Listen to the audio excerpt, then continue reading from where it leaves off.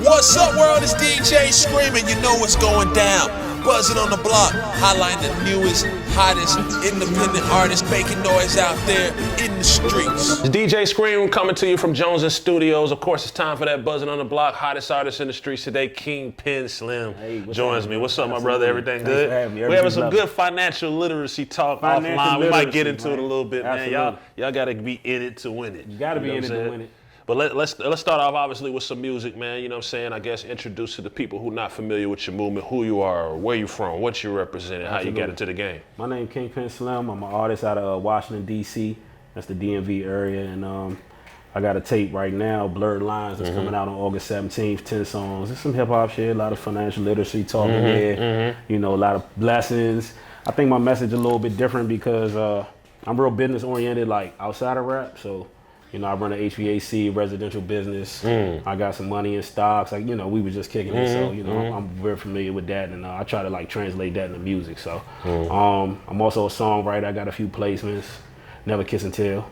But yeah, so that's what I do. So when you're in the game and you're coming from a perspective of, you know, and we love it all. I love street music. I love conscious music. I love it all. I do that too, though. You know what I'm saying? It's a blend. It's a blend, for sure. But when you're coming from the perspective that you're coming from, and let's just assume you put a lot into your craft and what have you. Absolutely. And I guess you kind of see like the more gimmicky side of it. Then how do you approach it, or how does it make you feel? I don't knock nobody. I don't knock the hustler. Hustler never knocked the hustle, but I think I know some things. Somebody put me on to some things. So I feel like with my platform and the music, I need to inspire and I need to put on in that way too. There's no other point for me to do it. I'm getting money. I'm doing well. It's not like I'm out here starving and I ain't got no cardboard on the side of the street saying, hey, we'll rap for food. Right.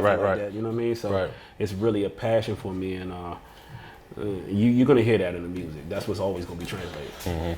What makes DC so special, man? You know, it's one of my favorite places. Like the culture, I think like when it comes to black cities, Atlanta. Ooh, I was gonna say 3, and they was gonna get on me. Well, okay, there's a lot of great black cities out there. Let me not go that way because I don't want to. But when it comes to black cities, obviously, when you get off the plane and when you touch down in DC, it's just something special about the environment. Absolutely. If you ever been blessed enough to you know, witness like a go-go show or something like that, you know, where the culture comes from. Dope food, HBCU, Howard, legendary. What is it like coming up in DC, and what would you love to do for your city is what I'm getting at. For me, like I grew up in a time like it was just all black people, you know what I mean? Chocolate City, so we didn't experience some of the other things that we starting to experience now, like even racism and all that. Like it's something that I'm getting hip to later because it was just all niggas on niggas. You know what I'm saying? It was black on black crime when I was growing up, you know? So DC is one of them places that everybody kind of got some money. You know, even you go get a good government job. You get a government job, 80, 90,000. You know, a girl, she don't need you. You know what I mean? Right. You know for sure you're gonna get somebody at least with that. Right. And I also think, you know, we had BET there. That's the thriving, you know, the black entrepreneurship. So all that's going on in the city. I think for me, we don't got nobody like me, and I don't mean that from that's not my ego speaking. We just don't got nobody like me. Like we got a lot of, you know, it's a lot super trapped out. You got you got your Logics and your Wale's, and you got all these different artists, and they super dope, but they don't got nobody like me. I fit like more into the Pusha T, Jay-Z type lane, and that's what I'm coming from. So I think it's important for me to break through to show the world that we do that too. Ain't nobody showed the world that we can do this yet, the way that I'm doing it. In my opinion, my humble opinion. When you speak about GOATs, like in Atlanta, when we speak about GOATs, we'll say, and we won't limit it to music, but of course we'll say like Andre 3000. For sure. We'll say Tip, and you know, a lot of others. Gucci, shouts to him. Absolutely. Who's the GOAT of DC? And it can be musical, but y'all, I know y'all got some sports legends too, so I'm interested to see. I have, in my mind, who I feel like the GOAT is, even though I can't front like, I'm gonna see what you say first. The GOATs of DC the GOAT? The GOAT. The one GOAT of DC. The Tom Brady, the Michael Jordan. Damn, why you put me on the spot like that? I think it's the GOAT of DC. You can't give me a full head mount. I'm gonna always say, you know, if they talk Atlanta, I'm gonna always say Andre 3000 because of we love Outkast, we love the whole Dungeon family, but when he made the statement at the Source Awards, it put him somewhere else. Changed that was everything. risky. You know what I'm saying? Like, he stood up for, like, all of us. You know what I'm saying? Like, this is in the middle of New York. Snoop did too, which makes him a GOAT out west. Absolutely. But that's what I say. But there are politicians and other business people and even street people I would mention if we got deeper. Absolutely. But I'm just picking your brain. I think it's you got to say probably KD. KD. Especially right now, KD is probably, the best basketball player, in my personal opinion, when healthy in the world. No disrespect to anybody else. No. I agree. But Wale did a lot for the city and the area as well. You know what I mean? In terms of like just being a pioneer and like breaking down a lot of doors. We couldn't really see the forest from the trees until Wale came. Right. You know what I'm saying? Exactly. And salute to Wale, because I think that's my brother. We've had a lot of conversations. I tell him all the time, like, you might not feel it, but just know it's there. Right? I wish he would feel it, though. You know what I'm saying? I wish they would give him his full... I wish he would feel it, and then, I think that more people would be able to tell him. Yeah. So but we all have our path. Absolutely. And there are underdogs along them paths and journeys. There are underdogs. And I think when you fighting and you scrapping all your way, to get there, and then you get there, you're still a fighter. You know what I'm saying? No doubt. So I feel like he's still scrapping. Oh, yeah, for sure. Even though he don't necessarily got to do that anymore, he's still scrapping. For sure. So I'm going to bring up a name. This is just because when I go places, I like to go to barbershops. And I've been in a barbershop before and actually been a part of this conversation long ago. Absolutely. Chuck Berry. If somebody says Chuck Berry's the GOAT of DC, how do you approach that, or what is the philosophy behind someone saying that? So they got a lot of stores where you can go buy musical equipment, and a lot of people in DC, like you mentioned, Go-Go, grew up playing instruments, and that's how we got hip to him. You see what I'm saying? Through his stores that he had. So all the drumsticks and stuff. Like, I used to play in bands. I used to go play in a band. We'd stand on the corner with a bucket right there. Like, I really came from that. You know what I'm saying? So that's his legacy to me. Obviously, it is before my time to know every single thing he did. That's important. Yep. But the legacy is definitely there, and I'm hip to it. I'm hip to it. Absolutely. What's your favorite city outside of DC? You love to touch down, and you can't wait to touch down in this particular city. I ain't gonna lie, Houston ain't never did me wrong. Houston's one of the black cities. Houston ain't never did me wrong. Yeah. I love Atlanta just because when you hear, you look to the right and oh, they go, you know what I'm saying? Like, oh, that's such a, you know what I'm saying? Like, I love it. I love that for Atlanta. Where else do I like to go? I mean, I'm from the islands. My family from the West Indies, so Kingston, Jamaica is always a vibe for me. You know what I'm saying? That's what my whole mother and her side of the family is. It's nothing like it. It's nothing like the dance hall vibes. It's nothing like being in Trench Town. It's nothing like that. I like Philly too. If you're just talking about like hearing their artists and just the way they rap. I don't know. I've been a lot of places, and I have a high affinity for all the places I just named. Most definitely. For sure. So if you were speaking to a young boy or girl, and the topic is just, and it's going to lead us into business and everything outside of music, having a different approach to your goals.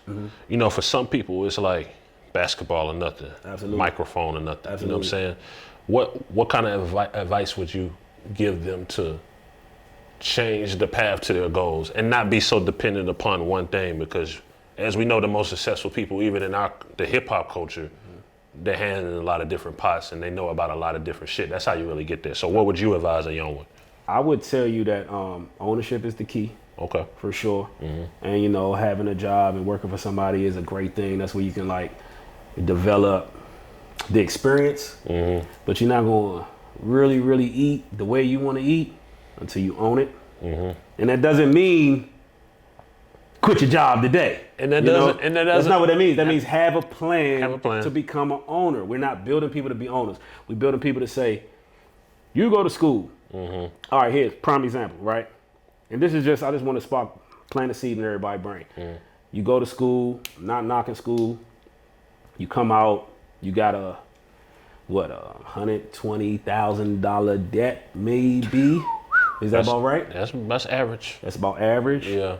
Then you can go get your trade, probably work for yourself, You, by the time that man that did 8 years or whatever he was doing, you done already skipped past them, boom, boom, boom, and now you're ready to run a company. Now you're literally ready to run a company and be an owner. So, you know, even when you're trying to be an artist, like, you need money. It's a certain type of, you got to be driving a certain type of thing. Image. Everything is important. You know, if I pull up and I come off here and I'm looking bummy, ashy and sick, and I hopped off the bus, you know, you probably still conduct the interview with me, but you wouldn't really think that, right. Really feel like he image got is, shot. Image is everything. You see what I mean? But we done lined up these ducks and we eating right now. So with or without the admiration of millions of people, I'm still gonna live a lifestyle. You know what I'm saying? And that's what I think that people can take from like listening to me. Exactly. Like I still live a lifestyle. I'm living a lifestyle right now. If you see my lifestyle right now, you'd be like, he doing his thing. And that's just what it is. That's important. I like that. Okay, so you spoke about your project that's coming out. There was a freestyle I heard you just do. Remind me of the name. Well, I did Seeing Green. Seeing Green. That was hard. Seeing Green. That was Thank hard. you, brother. Yeah. Man, a lot of people rock with that. My project coming out, it's like I said, it's some hip hop shit, you know, produced entirely by my boy Lil Damien. I got features Black Cobain on there, Uncle John on there. I kept it real light, but it's 10 songs, you know, and I just like, it's my reintroduction to it. I hadn't put out a project since 2017. You know what I'm saying? I went through some little realigning of my life, had a bad breakup, you know, quarantine hit, you know, just different shit. And I was just trying to get my confidence back. And I found it, you know, I found it. I started going back to the gym and getting my body right and building myself back up. My business started booming. And I was like, okay, I'm ready to dance back into this thing. So this is going to be like my first full length project. I was writing in between then as well. I went and wrote for people. I didn't really get the fulfillment out of that I thought I would. You know what I mean? Like I saw people, you can write, and I'm not knocking it per se, but it wasn't necessarily the fulfillment that You know, every writer has told me that. Like I've asked the question to Deshaun Garrett's and Rico Loves and everything. Like, you know, you're like the best writer. Y'all are like the best writers like ever. It's a hitmaker too. Like ever. Y'all can. Why you want to be an artist? Like, it's not bad that you want to be an artist. Yeah. And I think it's just that thing where it's just like... Because he is an artist. You are an artist. You see what I'm saying? So it's not a want to be an artist. Exactly. The thing about rap and like being an artist, you really don't necessarily choose it. It just choose you. And that's why you got some people that just got a hold of them forever. And they can't figure out nothing else to do in life. So there are probably some artists who would debate that if I could go just right and not have to be the artist and be in the forefront and deal with the trolls and deal with the bullshit and deal with this, and especially in rap now, you deal with a lot of bullshit. You know, I think that's the balance of it. Like, it seems like a happy place. It's like Ghostface Killer with the mask on. Looking back at it, I wish I could approach it like that. I wish I could have had a mask on and nobody ever knew who I was, and I could run it up like that on some. What's the artist that just passed away who always wore the mask? Man. Water mask. Rest in peace, man. I think it's not Cool Keith. MF Doom, yeah. MF Doom. And shouts to the homie Rumor, he doing it now. Rumor doing it. You see what I'm saying? Yeah. He's smart with it. Yeah. But Rumor's a writer. Yeah. You know what I'm saying? So he wrote a lot of records, and now he's coming out as an artist. I love that approach. Yeah. Because I feel like, you know, being an artist, man, it's definitely a dangerous job. You putting a target on your back, and it ain't that serious, man. We just trying to get our message out to the world. We ain't nobody trying to keep it behind right. That's what it was created for. It was created to bring together, and I hate it because it's like, I guess everything kind of goes full circle, but it's like over the years is still pulls us together for sure, but there's a lot of separation going on. It's a lot of separation. It's a lot of people who don't like each other over dumb shit. I mean, and I really can't vibrate that low. You know, I've done it before. I vibrated that low before in life. And it's a dark place. It's nowhere you want to be. So only thing that's another thing I could add to the game. You know what I'm saying? I can tell you, man, look, that ain't what you want to do. I done did it. You know what I'm saying? I've been convicted of 2 felonies. I done been shot 6 times. Like I got a whole nother side to me before I even got here. You know what I'm saying? And I can tell you that that ain't where you want to be. This where you want to be. Right, you see what I'm saying? For sure. Living life. Talking about, yeah, man, Right. I just put 20,000 in crypto, man. Wait on it to turn over. It's a much happier man. place. Shit, I got to go get my MG service. Right. You know, this is what life is about. Right. Right, for sure. Nah, I appreciate that, man. Big shouts out to Walk Like Us. Big shouts out to Noble, Kingpen, Slim. Yes, indeed. I appreciate you, man. Ring. You gained the fan. Thank you, Before brother. I met you, I was like, okay, I'm fucking with him. But now I'm going to let you know you gained the fan. That's so I'm real looking shit, forward to man. that project. Absolutely, brother. I'm going to definitely ride to it. Give everybody your Instagram, your socials, Yeah, all that my so they can tap in. Instagram, y'all can follow me on IG. That's at Kingpen Slim, Kingpen Slim. I'm Kingpen of the Ink Pen. Y'all be looking out for that Blurred Lines, August 17th. We got a pre-order link coming up in about 2-3 days where y'all can tap in. If y'all want to get on the Proud to Pay campaign, drop a few dollars off. I send you that download link straight to you. And yeah, we talking a lot of financial literacy, blessings. We understand the power of manifestation. And, you know, we also come from the street, too, so you're going to get a lot of that with the music. So tap in, Kingpen Slim. Let's get it. Big shout out Kingpen Slim, DJ Scream, www.buzzinontheblock.com. Salute. What's up, world? It's DJ Screaming. You know what's going down. Buzzing on the block, highlighting the newest, hottest independent artists making noise out there in the streets. Be a part of a special one-on-one with the legendary DJ Scream. Highlighting your talents on Buzzing on the Block. Send your music today.